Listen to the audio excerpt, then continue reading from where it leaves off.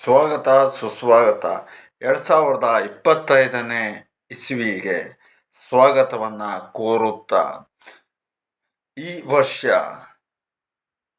ಗ್ರಹಣ ಗಂಡಾಂತರ ಹೇಳ್ತಕ್ಕಂಥದ್ದು ವಿಪರೀತವಾಗಿ ಇರ್ತಕ್ಕಂಥದ್ದು. ಅದರನ್ನು ಸ್ವಲ್ಪ ತಿಳ್ಕೊಳ್ಳುವ 2ನೇ ಸಂಚಿಕೆಗೆ ಸ್ವಾಗತ. 14/3/2025 ಶುಕ್ರವಾರದಂದು ಅದೃಶ್ಯ ಚಂದ್ರಗ್ರಹಣ ಇರ್ತಕ್ಕಂಥದ್ದು.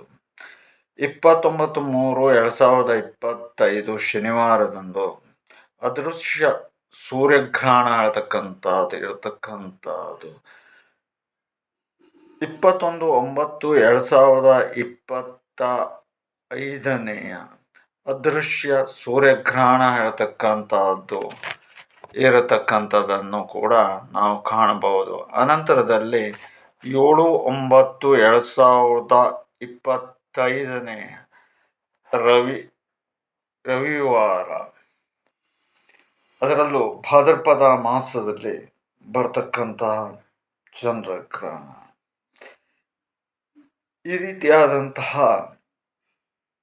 ಇರುವಾಗ ಅದರಲ್ಲಿ 3 ವಿಶೇಷವಾಗಿ ಅದೃಶ್ಯ ಚಂದ್ರಗ್ರಹಣ ಅಂತ ಕರೆಯುತ್ತೇವೆ ಅಂತ ಹೇಳಿದರೆ, ನಮ್ಮ ಭಾರತದಲ್ಲಿ ಈ 3 ಗ್ರಹಣಗಳು ಕೂಡ ಕಾಣಿಸೋದಿಲ್ಲ ಅಂತ. ಆನಂತರದಲ್ಲಿ ಬರ್ತಕ್ಕಂಥದ್ದು ಚಂದ್ರಗ್ರಹಣ, ಅದು ಕಾಣಿಸುತ್ತೆ ಅಂತ ಹೇಳೋದಾಗಿ ಹಿಂದೆ ಹೇಳಿದ್ದೇವೆ. ಆದರೆ ಅದು ಕೆಂಪು ವರ್ಣದಲ್ಲಿ ಕಂಗೊಳಿಸಲ್ಪಡುತ್ತೆ. ಮತ್ತು ಅಷ್ಟೇ ಅಲ್ಲದೆ ಈ ಒಂದು ಅದೃಶ್ಯ ಚಂದ್ರಗ್ರಹಣ ಆಗಿರ್ಬೋದು, ಸೂರ್ಯಗ್ರಹಣ ಆಗಿರಬಹುದು, ಅದೃಶ್ಯ ಸೂರ್ಯಗ್ರಹಣ ಹೇಳ್ತಕ್ಕಂಥದ್ದಾಗಿರಬಹುದು, ಇವು ಅಟ್ಲಾಂಟಿಕ್ ಸಾಗರಗಳಲ್ಲಿ, ಹಿಂದೂ ಮಹಾಸಾಗರಗಳಲ್ಲಿ ಸ್ವಲ್ಪ ಮಟ್ಟಿಗೆ ಕಾಣಿಸ್ಕೊಳ್ಳುತ್ತೆ. ಆದರೆ ಪೆಸಿಫಿಕ್ ಸಾಗರದಂತಹ ದಲ್ಲಿ ಕಾಣಿಸ್ಕೊಳ್ಳುವ ಸಾಧ್ಯತೆಗಳು ಇರತಕ್ಕಂಥದ್ದು. ಇದರಿಂದಾಗಿ ಮನುಕುಲದ ಮೇಲೆ ತುಂಬ ಸಮಸ್ಯೆ ಹೇಳ್ತಕ್ಕಂಥದ್ದು ಆಗುವ ಸಾಧ್ಯತೆಗಳು ಇರತಕ್ಕಂಥದ್ದು. ಈಗಾಗಲೇ ನಾವು ತಿಳಿಸ್ತಾ ಇದ್ವಿ, ಗರ್ಭಿಣಿಯರಿಗೆ ತೊಂದರೆ ಇತ್ಯಾದಿಗಳು ಎಲ್ಲವೂ ಕೂಡ ಆಗುತ್ತೆ ಮುಂದೆ ಅಂತೇಳಿ. ಅದು ಈಗಾಗಲೇ ಒಂದು ರೀತಿಯಾದಂತಹ ಮಾರಕದ ರೀತಿಯಲ್ಲಿ ಬೆಳೆದು ಹೆಮ್ಮರವಾಗಿ ಕಾಣಲಿಕ್ಕೆ ಶುರುವಾಗಿರ್ತಕ್ಕಂಥದ್ದು. ಅನಂತರದಲ್ಲಿ ಈ ಗ್ರಹಣದಿಂದಾಗಿ ಆಪತ್ತು ಇರತಕ್ಕಂಥದ್ದು. ಅದರಲ್ಲಿ ನಮ್ಮ ಅಭಿಪ್ರಾಯ ಅಂತ ಹೇಳಿದರೆ, ಹೆಚ್ಚು ಕಡಿಮೆಯಲ್ಲಿ ವಿಶ್ವದಾದ್ಯಂತ ನಾವು ಈ ಗ್ರಹಣದ ಮಹತ್ವವನ್ನು ಕಾಣಬಹುದು. ಮತ್ತು ಅಷ್ಟೇ ಅಲ್ಲದೆ ವಿಪರೀತ ಬಾಧನೆಗಳನ್ನು ಕಾಣಬಹುದು. ಜನಸಂಖ್ಯೆಯಲ್ಲಿ ಅಥವಾ ಜನರ ಮೇಲೆ ವ್ಯತಿರಿಕ್ತವಾದಂತಹ ಪರಿಣಾಮಗಳನ್ನು ಕಾಣಬಹುದು.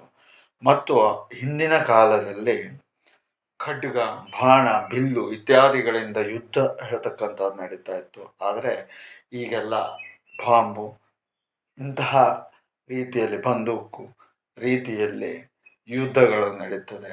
ಆದರೆ ಒಂದು ತುಂಬ ಬೇಜಾರಿನ ಸಂಗತಿ ಅಂತ ಹೇಳಿದರೆ,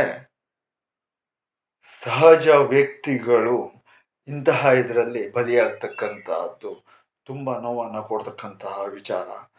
ಆದರೆ ಈ ರೀತಿಯಾದಂತಹ ಯುದ್ಧ ಹೇಳ್ತಕ್ಕಂಥದ್ದು ಸಂಭವಿಸ್ತಾ ಇರುವುದರಿಂದಾಗಿ ಮತ್ತು ಆಗುವುದರಿಂದಾಗಿ ಮನುಕುಲದ ಮೇಲೆ ಹೆಚ್ಚು ಕಡಿಮೆ 12ಕ್ಕೂ ಅಧಿಕ ಸಂಖ್ಯೆಯ ಜನರು ಸಾವನ್ನು ಅಪ್ತಕ್ಕಂಥದ್ದು ಅಂತ ಹೇಳಿದರೆ, ಅದು ಯಾವ ಪ್ರಮಾಣ ಅಂತ ನಾವು ಮುಂದಿನ ಸಂಚಿಕೆಯಲ್ಲಿ ಹೇಳ್ತೇವೆ. ಆದರೆ 12 ಅಂತ ಹೇಳಿದರೆ 12 ಸಂಖ್ಯೆ ಅಲ್ಲ, 12 ಕೋಟಿಯ ಲೆಕ್ಕದ ಸಂಖ್ಯೆಯಲ್ಲಿ ನಾವು ಮಾತಾಡ್ತಾ ಇರತಕ್ಕಂಥದ್ದು. ಹಾಗಾಗಿ ಆದಷ್ಟು ಜಾಗರೂಕತೆಯಲ್ಲಿ ಇದ್ದು ಆದಷ್ಟು ರೀತಿಯಲ್ಲಿ ಒಳಿತನ್ನು ಮಾಡುವ ನಿಟ್ಟಿನಲ್ಲಿ ಮುಂದಾಗೋಣ. ಮುಂದಿನ ಸಂಚಿಕೆಯಲ್ಲಿ ಮತ್ತೆ ಭೇಟಿಯಾಗೋಣ.